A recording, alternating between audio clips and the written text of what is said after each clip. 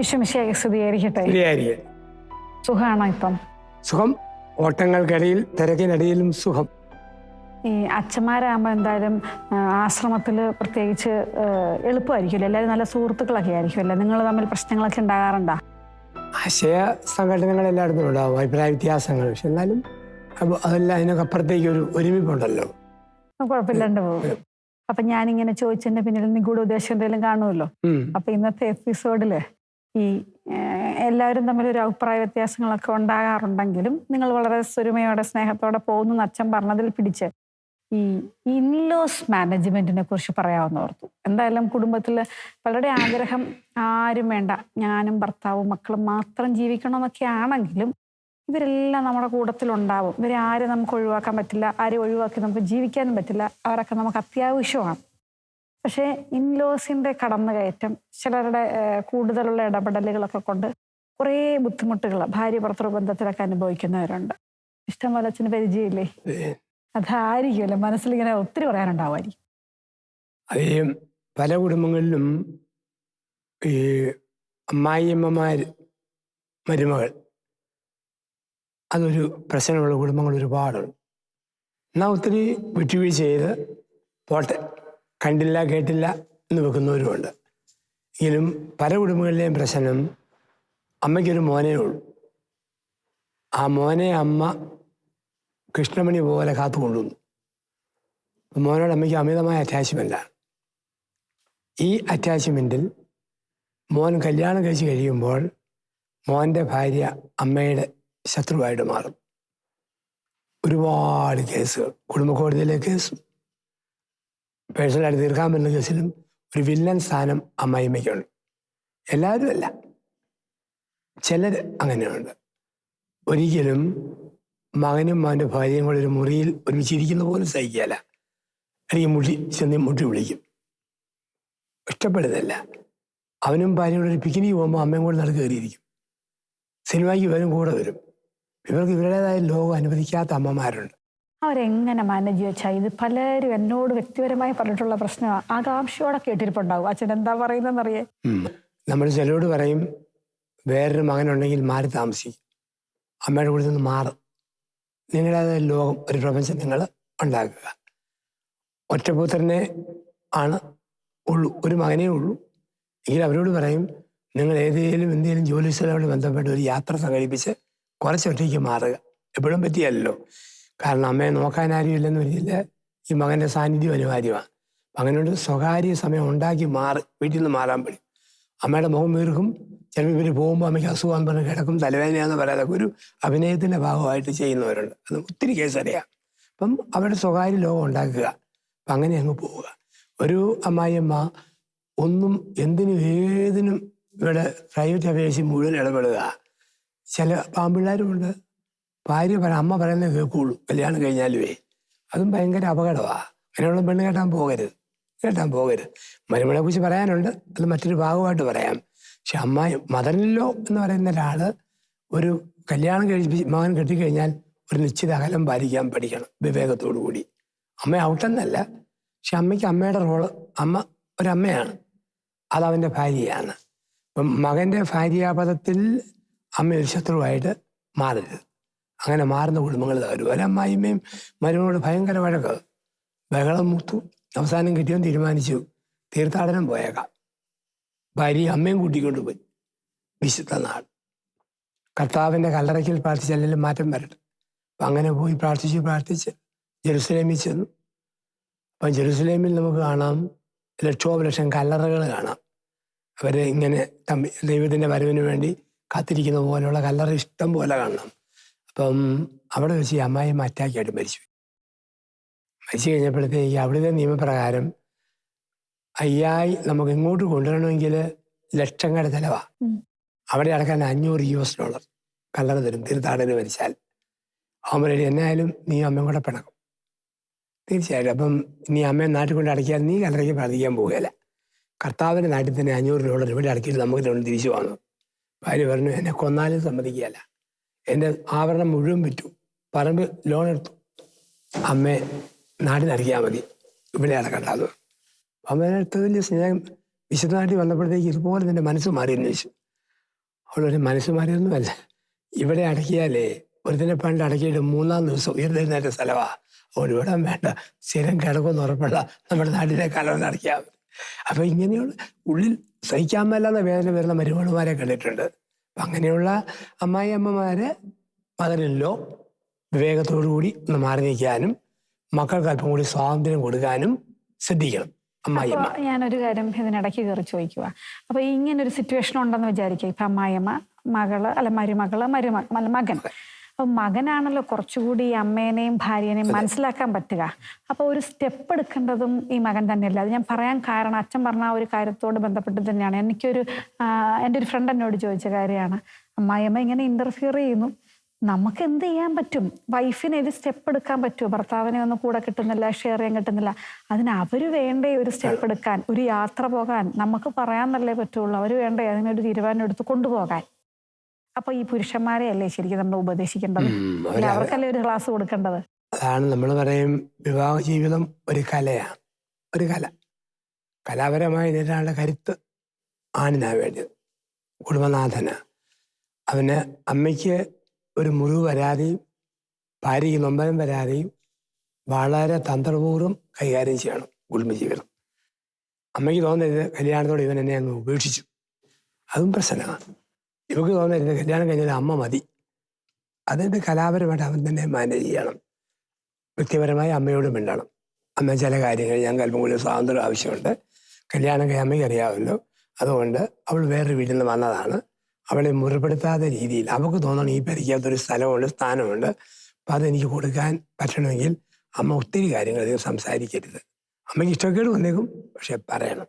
ഇനി ഇത്രയും നൊന്ത് പറ്റി അമ്മയ്ക്ക് എന്നാ തോന്നുന്നു വെച്ചാൽ തോന്നാൻ അമ്മയുടെ മനസ്സിൽ വെച്ചാൽ മതി. കാരണം ഈ ഒരു പെണ്ണിനെ ഇടിയുമ്പോൾ പാവയാക്കാൻ പറ്റുമല്ല, അത് അമ്മയോട് പറഞ്ഞു കൊടുക്കണം. ഇവളോട് പറയണം, മോളെ നിന്റെ അമ്മ പലതും പറഞ്ഞാൽ നീ എങ്ങനെ എടുക്കും? ആ രീതിയിൽ എൻ്റെ അമ്മ പറയുന്നത് എടുക്കണം. ഒരിക്കലും നീ അമ്മായിമ്മ പറയുന്നത് എടുക്കരുത്, സ്വന്തം അമ്മ പറയുന്നത് എടുക്കണം. ചില കാര്യം അമ്മ പറഞ്ഞാൽ ഫീൽ ചെയ്യാത്തത് എൻ്റെ അമ്മ പറഞ്ഞാൽ നിനക്ക് ഫീൽ ചെയ്യുന്നുണ്ട്, അത് മോള് ശ്രദ്ധിക്കണം. എനിക്ക് അമ്മയും വേണം, നീയും വേണം. അപ്പം അമ്മയുടെ കാലം കഴിഞ്ഞു വരുന്നതാണ്, നമുക്കൊരു കാലം മുന്നോട്ടുള്ളതുവാ. അതുകൊണ്ട് നമ്മൾ അല്പം കൂടി അഡ്ജസ്റ്റ് ചെയ്യണം. കാരണം പ്രായമായവർക്ക് നമ്മളെ പോലെ ആകാൻ പറ്റുമല്ല, പക്ഷെ നമുക്കൊരു സൈക്കോളജിക്കൽ പവറുള്ള സമയമായതുകൊണ്ട് നമുക്ക് ആ ലെവലിലേക്ക് താഴാൻ പറ്റും. അപ്പം ഞാൻ ഇതിനിടയ്ക്ക് ഒരു കാര്യം ഓർമ്മ വരുന്നത്, ഈ നമ്മൾ പറഞ്ഞല്ലോ അമ്മേനെ പോലെ കാണണം, അല്ലെ അമ്മേനെ പോലെ കാണണം എന്ന് പറഞ്ഞു. ഈ അമ്മമാരോട് നമുക്ക് എന്തെങ്കിലും ഒരു വിഷമം ഉണ്ടായാലും ശരി നമ്മളങ്ങ് പൊറുക്കും. നമുക്ക് എന്തെങ്കിലും ഒരു പ്രയാസം വന്നു കഴിഞ്ഞാൽ മറയും, അല്ലെങ്കിൽ ഒന്നുമില്ലാതെ നമ്മളതെല്ലാം അങ്ങനെ തന്നെ വിളിച്ച് ഷെയർ ചെയ്യും, നമ്മുടെ കുടുംബകാര്യങ്ങളൊക്കെ പറയും. പക്ഷെ ഈ അമ്മായിയമ്മയോട് മരുമകൾക്ക് ഷെയർ ചെയ്യാവുന്ന കാര്യങ്ങൾക്ക് ഒരു പരിധി വല്ലതും ഉണ്ടോ? അതായത് ഇപ്പം എൻ്റെ വീട്ടിലെ കാര്യം എൻ്റെ അമ്മായിയമ്മയോട് എനിക്ക് യാതൊരു മറയില്ല, അതെല്ലാം പറയാൻ പറ്റുമോ? ചിലരിങ്ങനെ ഇടയ്ക്ക് തിരിച്ചടിക്കും, സമയവും സാഹചര്യം കിട്ടുമ്പോൾ നിന്റെ വീട്ടിൽ അങ്ങനെയല്ലേ ഇങ്ങനെയല്ലേ എന്നൊക്കെ ഞാൻ കേട്ടിട്ടുണ്ട്. അപ്പോൾ നമ്മൾ ആ അമ്മ പോലെ തന്നെ കാണാൻ ചില സമയം പറ്റിയില്ലെന്ന് വരും. എൻ്റെ കാര്യമല്ല കേട്ടോ ഞാൻ പറഞ്ഞു, അങ്ങനെ കേട്ടിട്ടുണ്ട്. അപ്പം നമ്മൾ അവിടെ എന്തെങ്കിലും ഒരു ഡിസ്റ്റൻസ്, ഇങ്ങനത്തെ ഒരു ക്വസ്റ്റ്യൻ ചിലപ്പോൾ റയറായിരിക്കും അല്ലേ, അമ്മായിയമ്മയോട് പാലിക്കേണ്ട ഒരു ഡിസ്റ്റൻസ് ഉണ്ടോ? അല്ലെങ്കിൽ സംസാരത്തിൽ അല്ലെങ്കിൽ ഹൃദയ വിചാരങ്ങൾ ഷെയർ ചെയ്യുന്നതിൽ നമ്മൾ എന്തെങ്കിലും ഹൈഡ് ചെയ്യേണ്ടതുണ്ടോ, കീപ്പ് ചെയ്യേണ്ടതുണ്ടോ, എന്തോരെ പറയാം? അത് നമ്മൾ ക്യാരക്ടർ മനസ്സിലാക്കണം, എന്നിട്ടേ പറയാം. ചുമ്മാ വലിയ ഭക്തിയും ആദരവും വിധേയതയും കാണിക്കാൻ വേണ്ടി എഴുത്തിയാടിയല്ല ആദ്യം പറയല്ലേ. കുറേ നാൾ അമ്മയെ പഠിക്കണം, നമ്മൾ പഠിക്കണം. ചിലപ്പോൾ സ്വന്തം അമ്മയേക്കാൾ നല്ല അമ്മായിയമ്മമാരുണ്ട്. ചിലപ്പോൾ എൻ്റെ അച്ഛൻ, എൻ്റെ അമ്മായിമ്മ ദൈവമാ, എത്രയോ പെണ്ണുകൾ പറയാറുണ്ട്, നല്ലതുണ്ട്. അപ്പം അങ്ങനെ എല്ലാവിധ നന്മയും നമ്മളെ മനസ്സിലാക്കി ഒരു അമ്മയുടെ വാത്സല്യം തരുന്ന അമ്മയോട് നമുക്ക് എന്തും പറയാം. പക്ഷെ നോക്കിയും കണ്ടും വർത്താനം പറയും, അതെ അല്ല എന്ന് എഴുതി സംസാരിക്കുന്ന ഒരമ്മായിമ്മയാണെങ്കിൽ എല്ലാവരോടും പറയരുത്. അത് നമുക്ക് കൂടെ ജീവിക്കുന്നവർക്ക് പഠിക്കാൻ പറ്റും. നമ്മൾ പറയുമല്ലോ, കൂടെ കിടക്കുന്നവർക്ക് രാപ്പനി ഉണ്ടെന്ന് അറിയത്തുള്ളൂ എന്ന് പറഞ്ഞതുപോലെ നമ്മൾ പറയും, കാറ്റനുസരിച്ച് വേണം നെല്ലൊക്കെ പാറ്റാൻ എന്ന് പറയും. ആളെ മനസ്സിലാക്കിയിട്ട് രഹസ്യം സൂക്ഷിക്കുന്ന, എന്നോട് താല്പര്യമുള്ള, എൻ്റെ പരിഗണിക്കുന്ന ഒരു അമ്മായിമ്മയാണെങ്കിൽ എല്ലാം പറയാം. അവരൊരിക്കലും അത് ഓരോ വാക്യം എന്ന് പറയാം, രഹസ്യം സൂക്ഷിക്കുന്ന ആളാണോ അതോ ഞാൻ വിളിച്ചു പറയുന്ന ആളാണോ, നമുക്ക് സാവധാനം മനസ്സിലാക്കാൻ പറ്റും. അത് മനസ്സിലാക്കിയിട്ട് നമുക്ക് പറയാം. പിന്നെ എത്രയാന്ന് പറഞ്ഞാലും അമ്മായിമ്മ ഒരിക്കലും അമ്മയാകുകയല്ല, അതൊന്നും ഓർത്തോണം. മരുമോൾ ഒരിക്കലും മരുമോളും ആവുകയല്ല, അത് ഓർത്ത് വേണം ചെല്ലാൻ. ഒരു വീട്ടിൽ ചെല്ലുമ്പം അമ്മയും അമ്മായിമ്മയും വ്യത്യാസമുണ്ട്. നമ്മൾ തത്വത്തിൽ പറയും, പക്ഷെ ജീവിതത്തിൽ വ്യത്യാസമാണ്. പിന്നെ ആ വ്യത്യാസം അതിജീവിക്കുന്ന ബന്ധങ്ങൾ, ഇടപെടലുകൾ, അതാണ് വിവാഹത്തിൻ്റെ വിജയം എന്ന് പറയുക. അതിൽ നമ്മൾ ശ്രദ്ധിക്കുക എന്നുള്ളതുള്ളൂ. നമ്മളെപ്പോഴും ഈ അമ്മായിമ്മമാരെയാണ് കുറ്റം പറയുക. പക്ഷെ ഇന്ന് ഒരുപാട് വില്ലൻ അമ്മായിയപ്പന്മാരുണ്ട്. അമ്മായിമ്മമാർ വെറും പാവമാണ്. കാരണം അമ്മേനെ ഓൾറെഡി ഭരിച്ച് ശരിയാക്കിയിട്ടിരിക്കുകയാണ് അപ്പൻ. അതേ ഭരണം മരുമകളുടെ അടുത്തും കാണിക്കും. ഒരു കാര്യം ചെയ്യാൻ പറ്റില്ല, എടുക്കാൻ പറ്റില്ല. മരുമകൾ വീട്ടിൽ പോകണമെങ്കിൽ തന്നെ അമ്മായിയപ്പൻ്റെ പെർമിഷൻ മേടിക്കണം. അല്ല, അങ്ങനെയൊക്കെ ഇപ്പോഴില്ലേ? അപ്പം അങ്ങനെയുള്ള വീട്ടിൽ ഈ ഭർത്താവാണ്, ഇവളുടെ ഭർത്താവാണ് ശ്രദ്ധിക്കേണ്ട ആൾ. ആ വീട്ടിൽ നിന്ന് എത്ര കഷ്ടപ്പെട്ടാലും അവൻ മാറണം. അമ്മായിപ്പന് അമിതമായ ഭരണം തന്നെ വീഴുന്നു. അമ്മായിമ്മയുടെ പിന്നെ അഡ്ജസ്റ്റ് ചെയ്യാം. അമ്മായിപ്പൻ്റെ ബുദ്ധിമുട്ട് ചിലപ്പം മോശ സ്വഭാവമുള്ള അമ്മായിപ്പന്മാരുണ്ട്. മരുമകളോട് പെരുമാറുന്ന പോലും ഒരു വൃത്തികെട്ട ഒത്തിരി കേസ് വരാറുണ്ട്. അങ്ങനെയുള്ളവരുണ്ട്. ഒരുപക്ഷെ അവരുടെ ഭാര്യാഭർത്തൃ ബന്ധത്തിൽ തൃപ്തിയില്ല. അതിൻ്റെ ഏതോ ചില വൈകല്യങ്ങൾ മകൻ്റെ ഭാര്യയോട് കാണിക്കുന്നവരുണ്ട്. കൗൺസിലിംഗ് എന്ന് പറയും, വേറെ അവിടെ പറയാനാ. അപ്പം അതോ കെട്ടിയവരോടും പറയാൻ ബുദ്ധിമുട്ടാകുമ്പോഴത്തേക്ക് കുറച്ചുനാൾ നമുക്കൊന്ന് മാറാം എന്ന് പറഞ്ഞാൽ വീട്ടിൽ നിന്ന് മാറണം. അപ്പൻ്റെ അമിതമായ ഇടപെടലുണ്ടെങ്കിൽ അങ്ങനെ മാറിപ്പോണം. അത് മോൻ തന്നെ മാറി കുറേ നാളത്തേക്ക് നിങ്ങൾക്ക് നല്ല ആരോഗ്യമുണ്ടല്ലോ, അത്യാവശ്യം വന്നോളാം, കുറച്ച് ഞങ്ങളൊന്ന് മാറി ഞങ്ങളുടെ കുടുംബമായിട്ടും ജീവിക്കട്ടെന്ന് മുഖത്ത് നോക്കി പറയാനുള്ള ധൈര്യം അപ്പന് വേണം. അല്ല ഇവള് പറയണം, ചേട്ടാ എനിക്ക് അഡ്ജസ്റ്റ് ചെയ്യാൻ പറ്റുന്നില്ല എന്ന് പറഞ്ഞാൽ ഓക്കെ, ഇവളുടെ ക്യാരക്ടറും പഠിക്കണം. അത് മറ്റൊരു വശം, അത് വേറെ വശം നമുക്ക് പറയാനുണ്ട്. അപ്പം ഇങ്ങനെ പറഞ്ഞ് മാറിപ്പോകുന്നതാണ് ഏറ്റവും നല്ലത് കുറേ നാളത്തേക്ക്. ചില സന്ദർഭങ്ങളിൽ ഈ മാതാപിതാക്കളുടെ അമിതമായ ഇടപെടൽ മൂലം, അല്ലെങ്കിൽ ഗ്രാൻഡ് പേരൻസിന്റെ ഇടപെടൽ മൂലം അപ്പനും അമ്മയ്ക്കൊന്ന് വഴക്ക് പറയാൻ മേല, തല്ലാൻ മേല, അങ്ങനെ ഓവർ പവറിങ് ഈ ഇൻലോസ് അല്ലെങ്കിൽ ആരുടെയും മാതാപിതാക്കൾ വരുത്തുമ്പം സഫർ ചെയ്യുന്ന ആൾക്കാരെ കണ്ടിട്ടുണ്ട്. അവിടെ ഇത്തരം ശ്രദ്ധിക്കാനുള്ളൂ. ഈ ഗ്രാൻഡ് പേരൻസിൻ്റെയും അമ്മായിപ്പൻ്റെയും അമ്മായിമ്മയുടെയൊക്കെ വർത്താനം കുഞ്ഞുങ്ങൾക്കൊരു പക്വത വരാനും ഒരു തിരുത്തൽ കാണിക്കുന്നതൊക്കെയാണ്. ദൈവീകതയിലും ഒരു മാനസിക ബലത്തിലും കുഞ്ഞുങ്ങളെ വളർത്താൻ ഇവരുടെ സാന്നിധ്യം ഒരുപാട് സഹായിക്കും. അതുകൊണ്ടാണ് വിദേശത്തൊക്കെ ചെറുപ്പക്കാർ ദമ്പതിമാർ വളർത്തുന്ന മക്കളെക്കാൾ പക്വതയും പാകതയും കുറേ നാൾ വല്യപ്പൻ്റെയും വല്യമ്മയുടെയും കൂടെ ഇവിടെ ജീവിക്കുന്ന മക്കൾ ഞാൻ കണ്ടിട്ടുണ്ട്. ആ രീതിയിൽ അതൊരു വശം. അതിൻ്റെ മറുവശം എന്ന് പറഞ്ഞു കഴിഞ്ഞാൽ ഈ ഒരു തിരുത്തലും കൊടുക്കാൻ പറ്റിയാൽ ചുമ്മാ കൊഞ്ചിക്കുകയാണ്, എപ്പോഴും കൊഞ്ചിക്കുക. അതുകൊണ്ടാണ് ചില ഈ കാരണന്മാരുടെ പ്രത്യേകതയാണ് സ്വന്തം മക്കളോട് അരിശമാണ്, പക്ഷെ മക്കളുടെ മക്കളോട് ഭയങ്കര വാത്സല്യമാണ്. മകനും എൻ്റെ ഭാര്യയും അവിടെ മക്കളെ തിരുത്തി ഇതിനാണ് കൊച്ചിനോട് വഴക്കുണ്ടാക്കുന്നത്, അങ്ങനെയല്ലേ ഇങ്ങനെയല്ലേ, നമുക്കൊരു കൂടം കൊണ്ടടിക്കുന്ന കക്ഷികളാണ്. പക്ഷെ മക്കളോട് എപ്പോഴും അത് മനുഷ്യൻ്റെ അടിസ്ഥാന സ്വഭാവമാണ്. ഏത് മനുഷ്യനും സ്വത്തിനേക്കാൾ ഇഷ്ടം പലിശയോടാണ്. എല്ലായിടത്തും അങ്ങനെ. മക്കളെക്കാൾ ഇഷ്ടം മക്കളോടാണ്. അതുകൊണ്ട് അത് നമ്മൾ മനസ്സിലാക്കി സ്വീകരിക്കുക എന്നുള്ളതേ പറ്റുള്ളൂ. ഇഷ്ടപ്പെട്ടോട്ടെ ഇങ്ങനെ പ്രാസമൊക്കെ ഒപ്പിച്ച് പറയുന്നത്. സ്വത്തിനേക്കാൾ ഇഷ്ടം പലിശയോടാണെന്ന് പറഞ്ഞ പോലെ കൊള്ളായിരുന്നു കേട്ടോ. അതെനിക്ക് നന്നായിട്ട് ഇഷ്ടപ്പെട്ടു. അപ്പോൾ ഞാൻ ഇനി ഇപ്പോൾ ഇൻലോസിൻ്റെ, അതായത് ഈ ഒരു എക്സാമ്പിൾ എൻ്റെ മനസ്സിൽ ഓടി വന്നതേ, ഈ ഭാര്യയും ഭർത്താവും ഒരുപാട് സ്നേഹിക്കാതിരിക്കാൻ വേണ്ടി മക്കളെ കരുതാക്കുന്ന ചില ഇൻലോസ് ഉണ്ട്. എന്ന് പറഞ്ഞാൽ ഭാര്യയ്ക്കും ഭർത്താവിനും സ്വസ്ഥമായിട്ടൊന്നും ഇരിക്കാൻ, ഒരു മുറിയിലൊന്നിച്ച് കിടക്കാനൊന്നും സമ്മതിക്കില്ല. ഈ മക്കളെ അങ്ങനെ പിടിച്ചോ, ഈ മക്കളെ നോക്കിക്കോ, അതുവരെ അവർ നോക്കും, ഒരു കുഴപ്പമില്ല. പക്ഷെ ഇവരെങ്ങാനും ഒരുമിച്ച് ഇരിക്കുകയോ മിണ്ടുകയോ പറയുകയോ ചെയ്താൽ ഉടനെ കുഞ്ഞു കൊച്ചാണെങ്കിലും വലിയ പിള്ളേരാണെങ്കിലും അങ്ങനെ ഇന്റർഫിയർ ചെയ്യാനായിട്ട് ഇങ്ങനെ വിടും. അതല്ലാതെ ഞാൻ പലയിടത്തും കേട്ടിട്ടുള്ളൊരു കാര്യം, ചിലപ്പോൾ നിസ്സാരമായിട്ട് തോന്നുമെങ്കിലും ഇപ്പം ഭാര്യയ്ക്കും ഭർത്താവിനും അങ്ങനെയുള്ളൊരു സ്പേസ് കൊടുക്കാത്ത ചില തന്ത്രപരമായ ഇടപെടലുകളൊക്കെ ഇവര് നടത്തുന്നതായിട്ട് കേട്ടിട്ടുണ്ട്.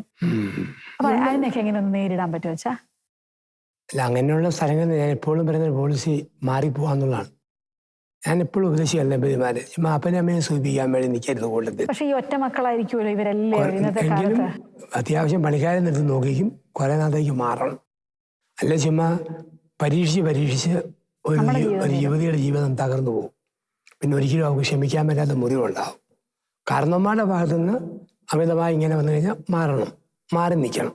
അതിന് കെട്ടിയവൻ ഇനിഷ്യേറ്റീവ് എടുക്കണം. ഇതിനകത്ത് മറ്റൊരു പ്രധാന വശമുണ്ട്. അത് മരുമകളുമാരെ കുറിച്ച് നമ്മൾ പറയുന്നില്ല, അതും പ്രശ്നമാണ്. ഇന്ന് പല കുടുംബങ്ങളിലും മരുമകളുമാരും ഭയങ്കര പ്രശ്നമാണ്. കാരണം ഒറ്റ മോളെയാ കെട്ടിച്ചു വിടുന്നത്. ഇവള് തുമ്മിയാലും ചീറ്റിയാലും കുളിച്ചാലും നനച്ചാലും ഒക്കെ അമ്മയുടെ ഫോണാണ്. അങ്ങനെയുണ്ടല്ലോ അവിടെ. അങ്ങനെ പോകുന്നു. കുടുംബക്കുളത്തിൽ ഒരുപാട് കേസ് ഭാര്യയുടെ അമ്മമാരിൽ നിന്ന് ഇഷ്യൂ ഉണ്ടാകുന്നു.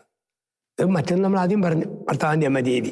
ചില കുടുംബങ്ങളിൽ ഇങ്ങനെ ചില പെൺപിള്ളേരെ കെട്ടിച്ചു വിട്ടാലും അവളുടെ ചോറ് ഇവിടെയും കൂറ അവിടെയുവാ. അത് ശരിയാകത്തില്ലല്ലോ. വന്നു കഴിഞ്ഞാൽ ഇവളൊരു വാടക വീട്ടിലെ താമസക്കാരിയെ പോലെ. അല്ലാത്ത സെൻസ് ഉണ്ടാക്കാൻ ഭർത്താവുമായി അമ്മയെ ശ്രദ്ധിക്കണം, അത് മറ്റൊരു വശം. പക്ഷെ എന്നാ കൊടുത്താലും അവൾക്ക് എപ്പോഴും അവളുടെ വീടാണ്, അവിടെ ആങ്ങള, അവിടെ സഹോദരിമാര്, അത് മാത്രം മതി. അങ്ങനെയുള്ള മരുമകളുമാർ നശിപ്പിക്കുന്ന കുടുംബവും ഇന്ന് ഒരുപാടുണ്ട്. കാരണം ഒറ്റപ്പുത്രിയായിട്ട് ജീവിച്ച് വളരുമ്പോൾ അഡ്ജസ്റ്റ് ചെയ്യാൻ പഠിച്ചിട്ടില്ല. എല്ലാ കുതിരകയറ്റവും ഭർത്താവിൻ്റെ വീട്ടിൽ വന്ന് ഭർത്താവിനോടും ഭർത്താവിൻ്റെ അമ്മയുടെ മേലും ഒക്കെ കയറി അങ്ങ് നടത്തും. ആ കുടുംബത്തിൽ വരും. ഭർത്താവിൻ്റെ പെങ്ങന്മാരെ ഉൾക്കൊള്ളാൻ പറ്റുന്നില്ല. അവനോട് മിണ്ടിയാൽ ഉടനെ അരിശം, എന്നേക്കാൾ ഇഷ്ടം പെങ്ങളോടാണോ? ചില ആളുകൾ അങ്ങനെ ഉള്ളവരുമുണ്ട്. പക്ഷെ ഈ സ്ത്രീകൾ, ഈ കെട്ടിവരുന്ന മരുമകളുമാര് ശ്രദ്ധിക്കാതെ തകരുന്ന കുടുംബം ഒത്തിരി. കല്യാണം കഴിഞ്ഞ് 6 മാസം എത്ര കേസാണ് വരുന്നത്. പലതും ഇവളുടെ പ്രശ്നമാണ്. ഭയങ്കര സംശയം, ഭയങ്കര ഇഷ്യൂ, ഒത്തിരി എണ്ണം അങ്ങനെയുണ്ട്. അപ്പം ഇവരും ഒരു കുടുംബത്തെ തകർക്കുന്നതിൽ നന്നായ പങ്ക് വഹിക്കുന്നുണ്ട്. അമ്മായിമ്മയെ കുറിച്ച് പറഞ്ഞ പോലെ തന്നെ മരുമകളുടെയും കൺട്രിബ്യൂഷൻ ഉണ്ട്. രണ്ടു കൂടുതൽ പ്രശ്നം. ഇപ്പോൾ ഉള്ള ഒരു പ്രധാന ഇഷ്യൂ ഇത് പറഞ്ഞപ്പോൾ ഓർമ്മ വന്നത്, ഈ ഒരു മകളുള്ള വീട്ടിൽ നമ്മൾ കല്യാണം കഴിച്ചു എന്ന് വെച്ചു, ശരിക്കും ആ മകളുടെ ബാധ്യതയാണല്ലോ അവരുടെ പേരൻസിനെ ടേക്ക് കെയർ ചെയ്യണം, കെട്ടിച്ചു വിട്ട വീട്ടിലെ മാതാപിതാക്കളെ നോക്കണം. ചിലർ അങ്ങനെ ഒരാളുള്ളെന്നൊക്കെ പറഞ്ഞ് കല്യാണം കഴിക്കാത്തവരെ ഞാൻ കണ്ടിട്ടുണ്ട്. വേറെ ആരും ഇല്ല, നമ്മുടെ ഉത്തരവാദിത്വമായിരിക്കും എല്ലാം എന്ന് പറയുന്ന ആണുങ്ങളെയും കണ്ടിട്ടുണ്ട്. പക്ഷെ ഇത് രണ്ടും മാനേജ് ചെയ്ത് 2 വീടും ഒരുപോലെ കൊണ്ടുപോകണമല്ലോ. ശരിക്കും അതൊരു വലിയൊരു സ്കിൽഡ്. അപ്പൊ സത്യത്തിൽ മക്കൾ ഒരാളായി പോകുന്നതിന്റെ ഒരു വലിയ പ്രശ്നമല്ലേ ശരിക്കും ഇത്? ഈ ഒറ്റ മക്കളായിട്ട് വളരുന്നവർക്ക് 2 കൂട്ടരെ ഈക്വലായിട്ട് നോക്കുകയും ഷെയർ ചെയ്യാനും ആളില്ല, അങ്ങനത്തെ ഒരു പ്രശ്നങ്ങളൊക്കെ ശരിക്കും ഇല്ലേ? ഭാവിയിൽ ഇനിയും പ്രതീക്ഷിക്കാമല്ലോ നമുക്ക്. അങ്ങനെയുള്ളവർക്കൊരു ഗൈഡൻസ് സ്വീകരിക്കണം. അവരെ ഭർത്താവിൻ്റെ അമ്മയും അപ്പനും എൻ്റെ അമ്മയും അപ്പനാണ്. ഇവ പറയണം എൻ്റെ ഭാര്യയുടെ അപ്പനും അമ്മയും എൻ്റെ അപ്പനും അമ്മയുമാണ്. അതാണ് മാതാപിതാക്കളെ വിട്ട് ഭാര്യയോട് ചേരും, മാതാപിതാക്കളെ വിട്ട് ഭർത്താവിനോട് ചേരും. ചേരുന്നതിൻ്റെ ഭാഗമാണ് അവളുടെ അല്ലും അലച്ചിലും നൊമ്പരങ്ങളിലും അപ്പൻ്റെ അമ്മയുടെ നൊമ്പരം അവളുടെ നൊമ്പരമാണ്. ആ നൊമ്പരം വീടിൻ്റെ നൊമ്പരമായിട്ട് മാറും. അത് മാറാതിരിക്കാൻ അവളുടെ അപ്പനെയും അമ്മയും ശരിക്കും പരിഗണിക്കണം. വിവാഹത്തിന് മുമ്പ് തന്നെ പറഞ്ഞൊരു ധാരണ വരണം. ആ ധാരണ തിരുത്തുന്നവൻ കെട്ടിയവൻ വഞ്ചകനാ, പിന്നെ ചെയ്തില്ലാവും വഞ്ചകനാ. അവൻ ഭർത്താവിന് യോഗ്യതയില്ല, അവൾ മാറിപ്പോയാലും ഒന്നും പറയാനും പറ്റുകയില്ല, അവളെ ഭാര്യയെ കുറ്റപ്പെടുത്താൻ പറ്റുകയില്ല. വാക്കു കൊടുത്തതാണോ അവൻ്റെ അപ്പനെയും അമ്മയും എന്നതിനേക്കാൾ ഉപരി അവളുടെ അപ്പനെയും അമ്മയും നോക്കണം. ആ വാഗ്ദാനം ലംഘിക്കുന്നവൻ വിവാഹ വാഗ്ദാനത്തിന് വിരുദ്ധമായിട്ടാവും ചെയ്തിരിക്കുന്നത്. അപ്പം അവന് പിന്നെ ഭർത്താവ് ഭരിക്കാൻ യോഗ്യതയില്ല. അവൻ്റെ ഭാര്യയുടെ അവൾ നിൽക്കാതെ അപ്പനെ അമ്മയെ നോക്കാൻ പോയാൽ അവളെ വിട്ട് നമുക്കൊന്നും പറയാനും പറ്റില്ല. തീർച്ചയായിട്ടും. ഈ നമ്മളിപ്പോൾ അപ്പനെ അമ്മേനെ കുറിച്ച് മാത്രമേ പറഞ്ഞിട്ടുള്ളൂ. എന്നോട് ഒരാൾ ചോദിച്ചതാണ്, അച്ഛൻ്റെ എപ്പിസോഡ് ചെയ്യുമ്പം ഇൻലോസിനെ കുറിച്ചൊന്ന് പറയണേ. മിക്കവാറും ആ ഇൻലോസ് എനിക്ക് തോന്നുന്നു ആങ്ങളമാരോ നാത്തൂമാരോ ഒക്കെ ആകാനാണ് സാധ്യത. അപ്പൊ ഇവരുടെ ഒരു കടന്നുകയറ്റം, ഓവർ പവറിങ്ങും ഒക്കെ ഉണ്ടല്ലോ. ഈ ചില കുടുംബങ്ങളിൽ ഈ പെങ്ങൾക്ക് ശമ്പളമുള്ള പെങ്ങളാണെങ്കിൽ അമിതമായ താല്പര്യം ആങ്ങളമാർക്ക്. കാരണം ശമ്പളമുള്ള പെങ്ങളാണെങ്കിൽ, കാരണം ഒരു പ്രശ്നം വന്നാൽ പറയും, തുമ്മിയാതിരിക്കുന്ന മൂക്കാണെങ്കിൽ അങ്ങ് പോട്ടെ, അവനെ പരമാവധി അവോയ്ഡ് ചെയ്യുക, അവനെ പരമാവധി മാറ്റി നിർത്തുക. കാരണം അവരുടെ വരുമാനം ഇവന് കിട്ടും. അപ്പം അങ്ങനെയുള്ളവരുണ്ട്. അപ്പം അങ്ങനെ ഡൈവോഴ്സ് ചെയ്യിപ്പിച്ച് കൂടെ നിർത്തുന്ന ആങ്ങളമാരുണ്ട്. പക്ഷെ പിന്നീട് ഇവളുടെ ഭാര്യമാർ പോര് കുത്തുമ്പോഴാണ് അറിയുക, ഇവള് മനസ്സിലാക്കുക എടുത്ത തീരുമാനം തെറ്റിപ്പോയി, ശരിയല്ല എന്ന ഒരു തീരുമാനത്തിലേക്ക് അവൾ വരുന്നത് അങ്ങനെയുള്ള സമയത്താണ്. അപ്പം അങ്ങനെയുള്ള ആങ്ങളമാരുണ്ട്. അതുപോലെ ഭർത്താവിൻ്റെ പെങ്ങന്മാരും ഉണ്ട്. കാരണം ഞങ്ങളുടെ ആങ്ങളയുടെ സ്നേഹത്തിൻ്റെ ഷെയർ അവൾ എടുത്തുകൊണ്ട് പോയി, അതുകൊണ്ട് അവളെ അംഗീകരിക്കാൻ പറ്റുന്നില്ല. ആങ്ങളിൽ നിന്നും അവൻ്റെ ഭാര്യയെ അകറ്റാൻ ശ്രമിക്കുന്ന പെണ്ണുങ്ങളുമുണ്ട്. ഈ 2 കൂട്ടർ നമുക്കിടയിലുണ്ട്. അവിടെ വിവേകത്തോടെ നോക്കിക്കൊണ്ട് പെങ്ങന്മാരെ നിർത്തേണ്ട അതിർത്തിയിൽ, ദൂരത്തിൽ ഭർത്താവ് നിർത്തണം. ആങ്ങളമാർക്ക് കൊടുക്കേണ്ട വിലയ്ക്ക് അപ്പുറത്തേക്ക് വില കൊടുക്കരുത് കല്യാണം കഴിഞ്ഞാൽ. അതാണ് ഒറ്റ വാക്ക്, വിട്ടേച്ച് പോവുക. പുരുഷൻ വിട്ടിട്ട് പോകണം, ഭാര്യ മറക്കാൻ പഠിക്കണം. അങ്ങനെ വന്നെങ്കിൽ മാത്രമേ വിജയിക്കത്തുള്ളൂ. അല്ലേ ഇല്ലോസുമാർ ഭരിക്കുന്ന വീടാവും. 2 പേരും ഒരു ഗിനിപ്പന്നി പോലെ, പരീക്ഷശാലയിലെ ജീവി പോലെ ഇരിക്കും. ഇങ്ങനെ ഇരുന്നിരുന്നിരുന്ന് ആ രീതിയിൽ പോകും. അങ്ങനെ ഇരിക്കേണ്ട കാര്യമില്ല, അങ്ങനെ ഇരിക്കാനായിട്ട് ദൈവത്തോട് ആഗ്രഹിക്കുന്നുമില്ല. ഈ വേറൊരു ചോദ്യം കൂടെ ചോദിച്ച് എനിക്ക് വന്ന് അവസാനിപ്പിക്കാന്ന് തോന്നുന്നു. ഇപ്പൊ ഒന്നിലധികം മക്കളുള്ള വീട്ടിൽ തീർച്ചയായിട്ടും ഒന്നിലധികം മരുമക്കളും ഒക്കെ കയറി വരുമല്ലോ. അപ്പൊ ഇവരെ തമ്മിൽ കമ്പയർ ചെയ്യുക, അല്ലെങ്കിൽ ഓരോരുത്തരോട് സ്നേഹം കൂടുതൽ കാണിക്കുക, സാമ്പത്തികമുള്ളവരോട് താല്പര്യം കൂടുതൽ വരിക, അങ്ങനെയൊക്കെയുള്ള ഒരുപാട് മുറിവുകൾ പലർക്കും ഉണ്ടാകുന്നതായിട്ടൊക്കെ കേൾക്കാറുണ്ട്. അപ്പൊ ഇവരെയൊക്കെ എങ്ങനെ ഒന്ന് മാനേജ് ചെയ്ത് എങ്ങനെ ഒരേ ത്രാസിൽ നമുക്ക് കൊണ്ടുപോകാം?